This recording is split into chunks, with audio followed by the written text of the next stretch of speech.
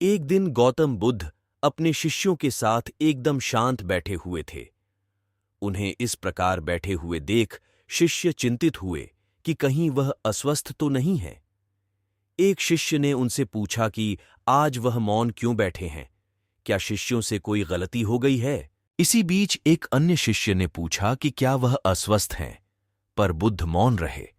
तभी कुछ दूर खड़ा व्यक्ति जोर से चिल्लाया, आज मुझे सभा में बैठने की अनुमति क्यों नहीं दी गई है? बुद्ध आंखें बंद करके ध्यान मग्न हो गए। वह व्यक्ति फिर से चिल्लाया, मुझे प्रवेश की अनुमति क्यों नहीं मिली? इसी बीच एक उदार शिष्य ने उसका पक्ष लेते हुए कहा कि उसे सभा में आने की अनुमति प्रदान की जाए।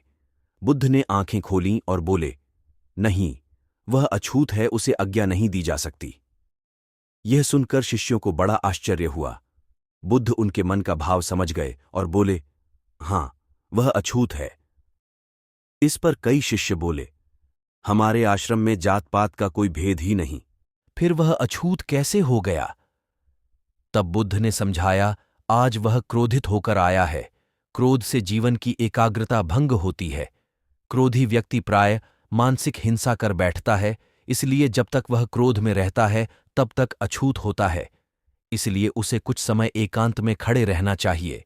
क्रोधित शिष्य भी बुद्ध की बातें सुन रहा था।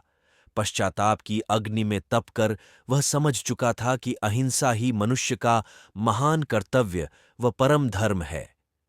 वह बुद्ध के चरणों में गिर पड़ा और कभी क्रोध न करने का प्रण लिया। इस कहानी से हमें ये शिक्षा मिलती है, आशय यह है कि क्रोध के कारण व्यक्ति अनर्थ कर बैठता है और पश्चाताप उसे बाद में होता है, जिसका कोई लाभ नहीं मिलता। इसलिए हमें क्रोध नहीं करना चाहिए। असल मायने में क्रोधित व्यक्ति अछूत हो जाता है और उसे अकेला छोड़ देना चाहिए।